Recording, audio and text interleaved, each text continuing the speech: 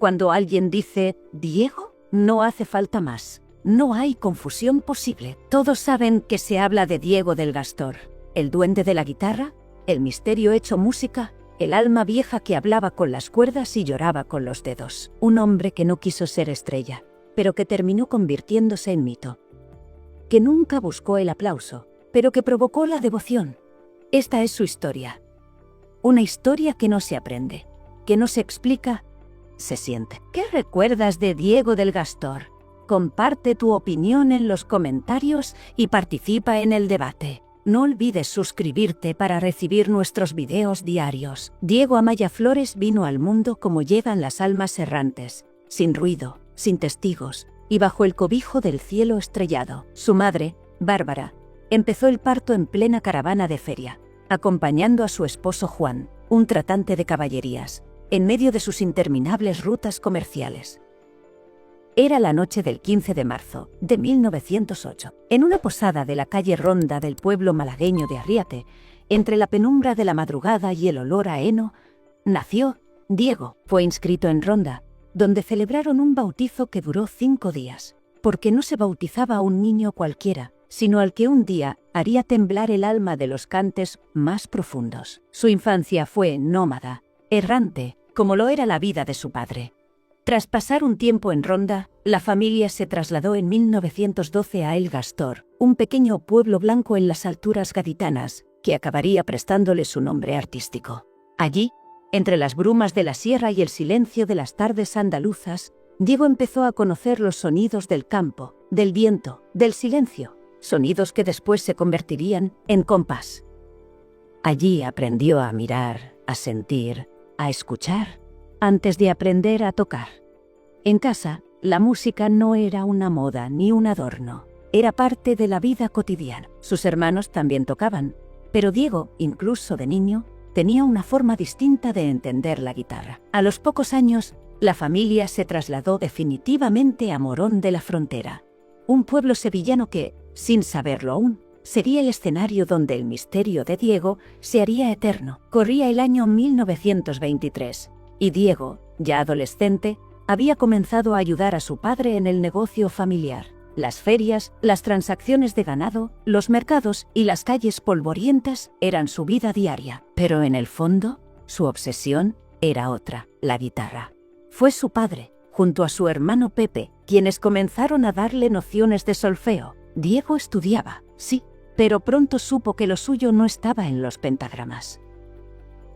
Él necesitaba otro tipo de escuela, una que no se enseñaba con libros, sino con entrañas. Lo suyo era la intuición, la magia, la transmisión oral, la emoción pura. En una entrevista décadas después, reconocería que la técnica le había servido, pero que el flamenco no se tocaba con la cabeza, sino con el alma. Y él, desde siempre, tuvo el alma llena de música. Su aprendizaje fue silencioso, constante, casi secreto. Observaba a los grandes, escuchaba las falsetas ajenas como quien escucha una confesión, e interiorizaba cada nota como si fuese una plegaria. Diego tenía ídolos, claro.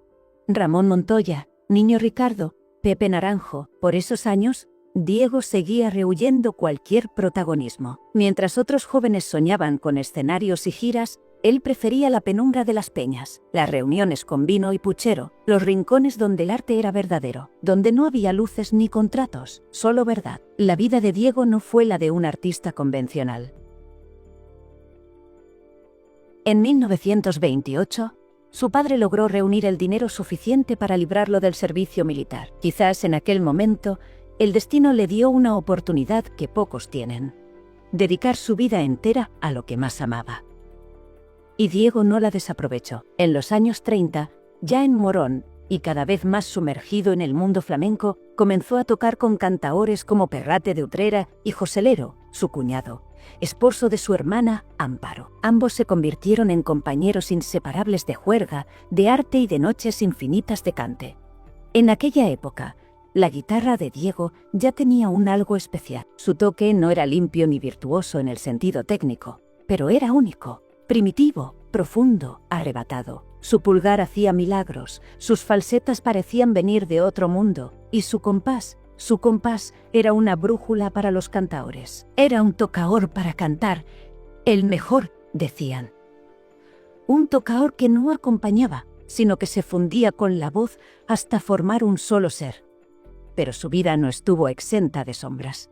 En 1936, con el estallido de la Guerra Civil, Diego fue detenido por las fuerzas nacionales. Pasó 20 días encerrado sin cargos, hasta que fue liberado. No volvió a hablar demasiado del tema. Como muchas heridas en su vida, prefirió callarlas, tragárselas y dejar que la guitarra hablara por él. En los años siguientes, Diego intentó girar con el mítico Manuel Vallejo, pero las constantes fricciones entre ambos acabaron con aquella aventura. Diego no soportaba las imposiciones, ni los egos, ni los escenarios prefabricados. Quería libertad, quería verdad. Y si eso significaba renunciar al éxito comercial, que así fuera. Durante estas primeras décadas de vida, Diego fue construyendo sin saberlo una leyenda. En los corrales, en los patios, en las peñas, en las noches eternas de Morón, su guitarra empezaba a ser venerada como un oráculo. Se decía que no tocaba falsetas, sino oraciones, que no seguía un ritmo, sino que lo creaba, que no buscaba la fama, sino que huía de ella. Y por eso, la fama acabó buscándolo a él. Diego del Gastor nunca fue un hombre común. Su forma de estar en el mundo ya lo diferenciaba de los demás. Caminaba con la lentitud de quien saborea cada paso y hablaba poco, pero cuando lo hacía, cada palabra dejaba una huella profunda. En Morón, su figura empezaba a convertirse en leyenda, aunque él seguía viviendo con la humildad de quien no sabe o no quiere saber que es un genio. Prefería tocar en silencio, en reuniones privadas, rodeado de vino, de humo, de cantes hondos y de almas que sabían escuchar, porque Diego no tocaba para el aplauso, tocaba para el duende. A medida que la década de los 40 avanzaba, Diego se fue alejando aún más del flamenco comercial. Mientras muchos artistas buscaban tablaos, festivales y contratos, él elegía los rincones de Morón, los patios de tierra, los zócalos de cal y los momentos en los que el arte surgía sin avisar. El dinero no le preocupaba, tampoco el reconocimiento. Solo quería tocar, acompañar el cante, fundirse con la voz del otro y desaparecer en la emoción del momento. Tras la muerte de su padre, en 1941, Diego se convirtió en el responsable de la hacienda familiar. Pero él, que tenía manos para tocar el alma, no las tenía para los negocios. El dinero comenzó a escasear. Poco a poco, la familia fue vendiendo propiedades para sobrevivir. Mientras Diego seguía fiel a su mundo, un universo de cuerdas, de bordones, de falsetas y compás. Era conocido que si algo no le gustaba en una reunión, simplemente se levantaba y se iba. Así de sencillo. No daba explicaciones, no hacía escenas. Su presencia era un regalo, no una obligación. Su carácter fuerte y silencioso imponía respeto. Nadie se atrevía a interrumpirle cuando se sentaba a tocar, y muchos se quedaban paralizados solo con verle afinar la guitarra. Tenía ese poder que no se aprende, una especie de misterio que envolvía todo lo que hacía. Durante los años 50, su toque se fue consolidando como el alma de lo que hoy se conoce como la Escuela de Morón. Un estilo único, sobrio, sin adornos, pero con una profundidad que atravesaba el alma. Diego no buscaba virtuosismo, de hecho lo evitaba. Para él, tocar era una forma de decir lo que no se podía expresar con palabras. Cada rasgueo suyo era una confesión, cada falseta una lágrima contenida. Usaba el pulgar como un poeta usa la pluma, con crudeza, con dulzura, con una honestidad brutal. El flamenco de Diego no cabía en los escenarios. No podía comprimirse en un recital de 1 hora ni en un espectáculo de luces y aplausos. Su arte solo podía nacer en la intimidad, donde no había cámaras, donde no había guiones, donde el alma se desnudaba sin pudor. Por eso era tan difícil encontrar grabaciones suyas. Diego no quería estudios ni contratos, y cuando alguna vez aceptó grabar, era por compromiso o por amistad, nunca por ambición. Aún así, el eco de su guitarra comenzó a cruzar fronteras. Y fue precisamente un extranjero quien acabaría abriendo las puertas del mundo a su arte. En 1961, durante una actuación en el Potaje Gitano de Utrera, Diego acompañaba a Fernanda y Bernarda de Utrera. Allí, entre los asistentes, se encontraba Don I. Porén, un norteamericano enamorado, del flamenco. Cuando escuchó la solea que Diego tocó para Fernanda, algo cambió para siempre. Fue una revelación, una llamada, una experiencia casi mística. 2 días después, Poren fue a buscar a Diego a Morón, y ese encuentro, sencillo en apariencia, fue decisivo para la historia del flamenco. Porque Poren no solo era un admirador, era un apasionado investigador, y no solo se convirtió en discípulo y amigo de Diego, sino que también fue su principal embajador en el extranjero. Gracias a él, las grabaciones caseras de Diego empezaron a circular fuera de España, y con ellas, su nombre se volvió sagrado en los círculos más selectos del flamenco internacional. Fue también Poren quien fundó la mítica finca El Espartero, una especie de santuario flamenco, a las afueras de Morón. Allí se hospedaban extranjeros, músicos, aficionados de todo el mundo, todos con el mismo propósito: aprender de Diego, escucharle, sentir su arte. En aquel lugar, entre jaranas, clases improvisadas y fiestas interminables, se fraguaron las pocas grabaciones que existen de su toque. Grabaciones hechas con magnetófonos caseros, entre risas, vino, lágrimas y cante. Grabaciones que luego se venderían a precios desorbitados, convertidas en objetos de culto. Mientras tanto, en España, Diego seguía siendo un desconocido para el gran público. No aparecía en portadas. No llenaba teatros. No salía en televisión, salvo contadas ocasiones. Pero en Nueva York, en Tokio, en París, su nombre era reverenciado. Conservatorios de Japón analizaban su toque. Guitarristas de todo el mundo peregrinaban a Morón para aprender de él. Y aún así, Diego seguía siendo el mismo. Humilde, esquivo, misterioso, nunca se dejó atrapar por el mercado. Nunca vendió su alma por un contrato. Nunca permitió que el arte se convirtiera en mercancía. Su relación con Fernanda de Utrera fue una de las más intensas del flamenco. Se entendían sin hablar. Se acompañaban con el alma. Fernanda decía que Diego era las cuerdas de su voz, y él la queja de su alma. Nadie, absolutamente nadie, supo acompañarla como Diego. Juntos eran un volcán, una letanía, una oración viva. En cada encuentro nacía el milagro. Y sin embargo, a pesar de todo ese reconocimiento, Diego seguía viviendo casi en la miseria. No le interesaban los negocios, no entendía de contratos ni de derechos de autor.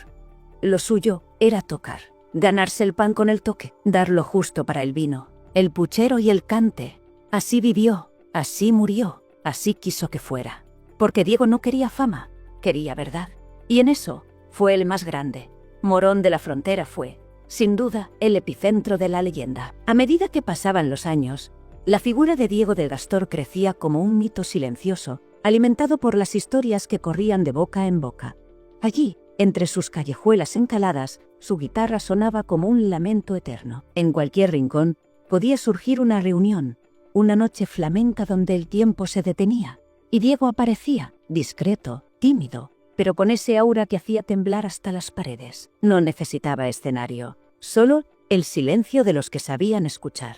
Y cuando colocaba la guitarra sobre su pierna, el mundo se apagaba. Empezaba la magia. Esa magia no era fruto de la técnica, ni del virtuosismo. Era algo más profundo. Diego no tocaba para deslumbrar, tocaba para contar verdades.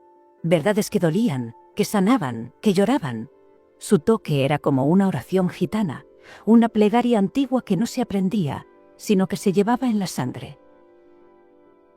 Con un solo bordón podía cambiar el aire de una habitación. Su toque, lento, contenido, hondo, parecía hablar de generaciones enteras, de dolor, de orgullo, de historia.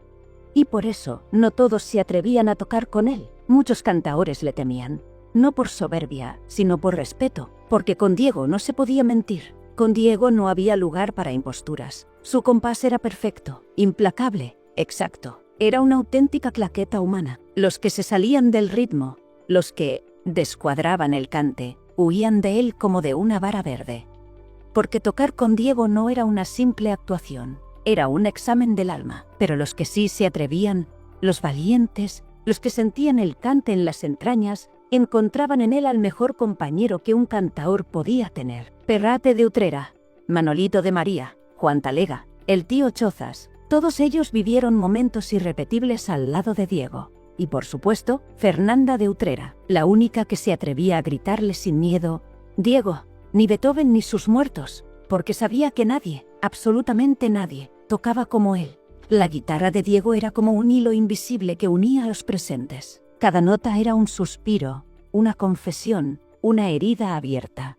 No había pose, no había artificio, solo alma. Su manera de recrear una falseta, una y otra vez, con variaciones mínimas pero devastadoras, convertía cada noche en una experiencia única.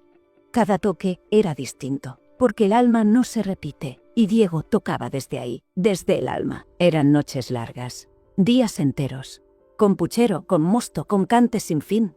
En la finca El Espartero o en cualquier casa del barrio, siempre rodeado de gente que lo adoraba, porque aunque era tímido y reservado, Diego también sabía ser generoso. No era raro verlo tocando solo porque una vecina se lo pedía: «Diego de mi alma, tócame un poquito». Y él, sin mirar el reloj, agarraba la guitarra y se ponía a tocar, como si el tiempo no existiera. Porque para él, la música era un acto de entrega. Pero esa entrega tuvo un precio. Nunca quiso entrar en el engranaje del espectáculo. Rechazó contratos, rechazó grabaciones, rechazó hasta el prestigioso ofrecimiento de la casa Philips para grabar un disco. Prefería su libertad, prefería Morón, prefería vivir con lo justo antes que vender su arte. Y así, mientras en España su nombre apenas se conocía fuera de los círculos flamencos más íntimos, en el extranjero ya lo veneraban como un maestro.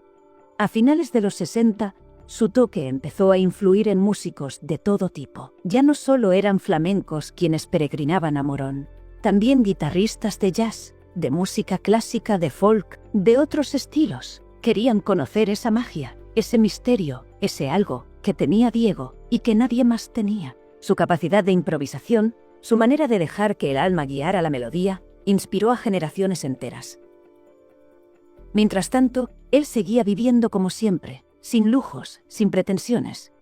Solo con su guitarra, su vino, su cante. En 1971, participó en la serie televisiva Rito y Geografía del Cante, una de sus pocas apariciones mediáticas.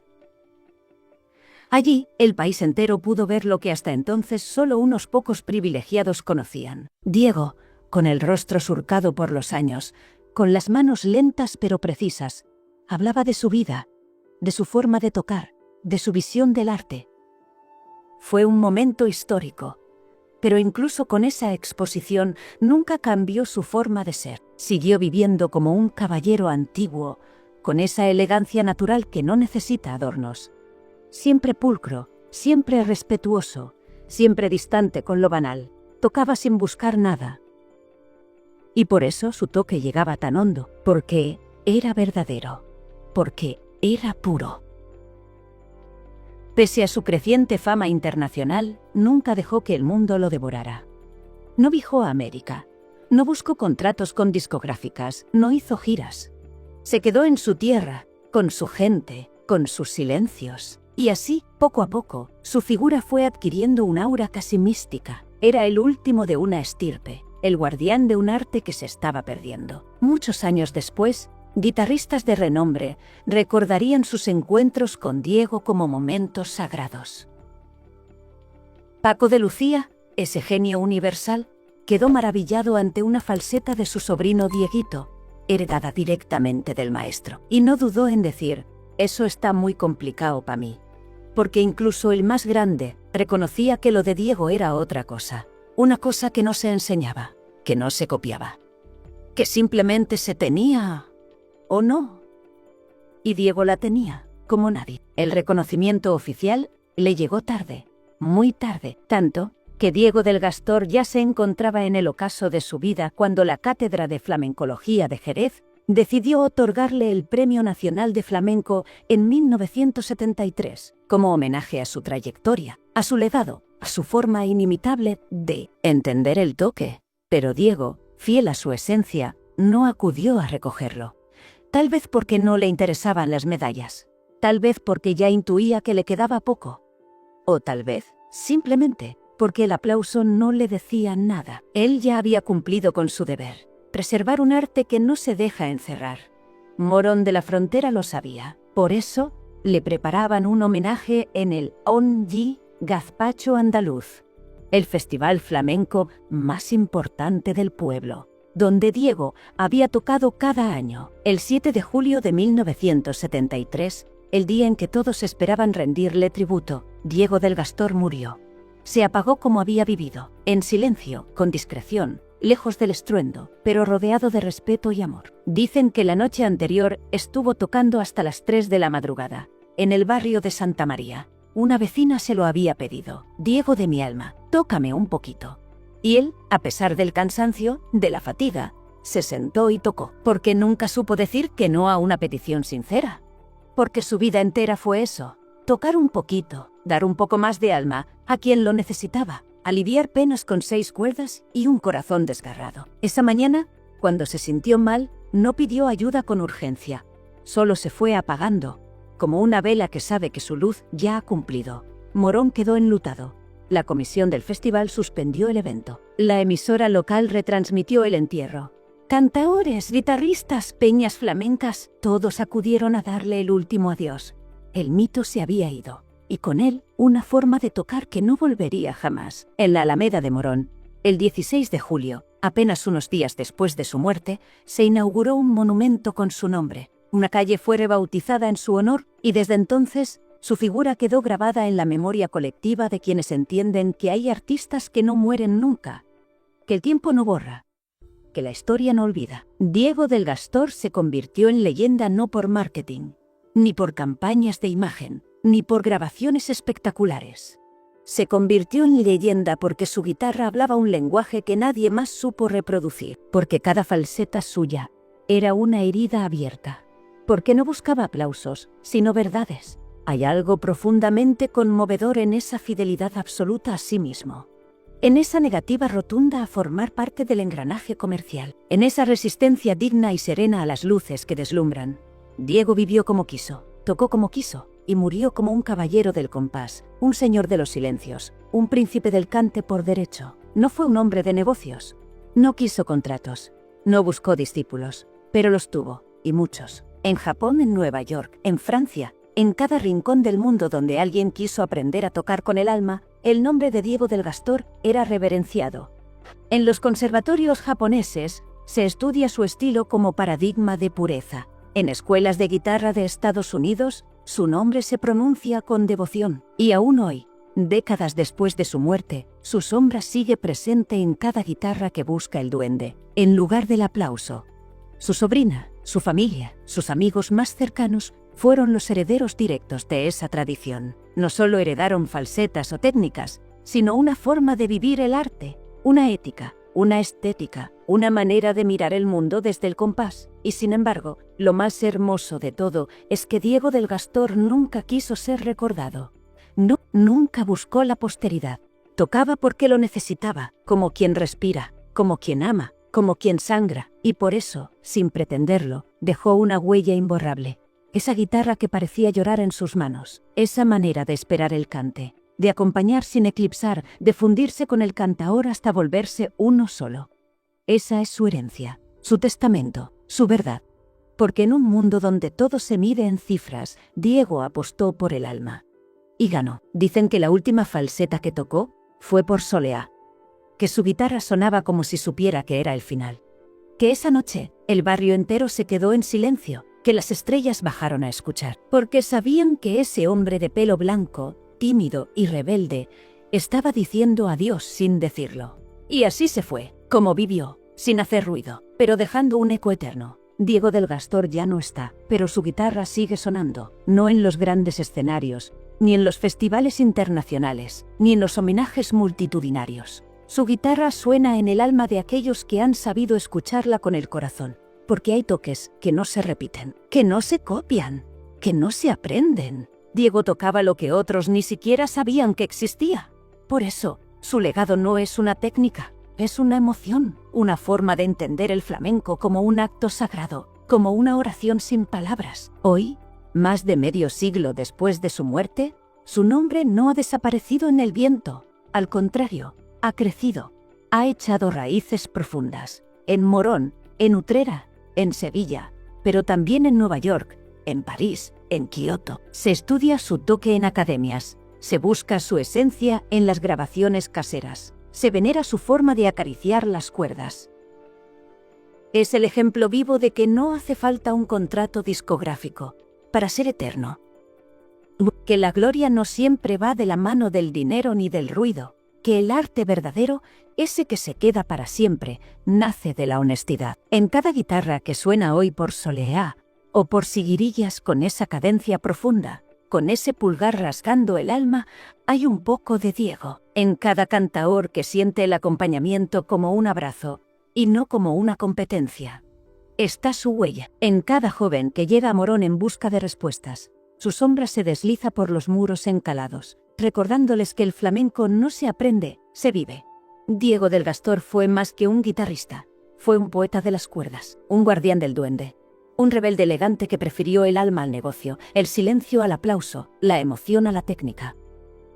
Su vida es un ejemplo de que el arte más profundo nace de la fidelidad a uno mismo, de no traicionarse jamás, de vivir y morir con dignidad. Y así fue él, un caballero del flamenco, un maestro sin escenario, un genio sin cartel, un hombre sin ambición que alcanzó lo que tantos sueñan, la eternidad. Hoy, cuando alguien se atreve a tocar por Soleá, por Siguirillas o por Bulerías en Morón, lo hace con respeto, porque sabe que está pisando tierra sagrada. Tierra donde vivió y murió el hombre que no quiso ser leyenda y terminó siendo mito. Y mientras haya una guitarra que llore al compás del cante, mientras haya una voz que se quiebre en la madrugada, mientras haya un alma que necesite decir lo que no puede con palabras, Diego del Gastor vivirá. Porque hay nombres que no mueren, hay toques que no se olvidan, y hay almas que, como la suya, se quedan para siempre resonando en el silencio. Diego del Gastor, el último de una estirpe, el que no buscó nada y lo dio todo. Atención, no te vayas. A continuación te aparecerán en la pantalla más videos sugeridos que te van a gustar. Y recuerda, los secretos escandalosos están en Cotilleos de los Famosos, tu canal de YouTube. Muchas gracias por haber llegado hasta aquí.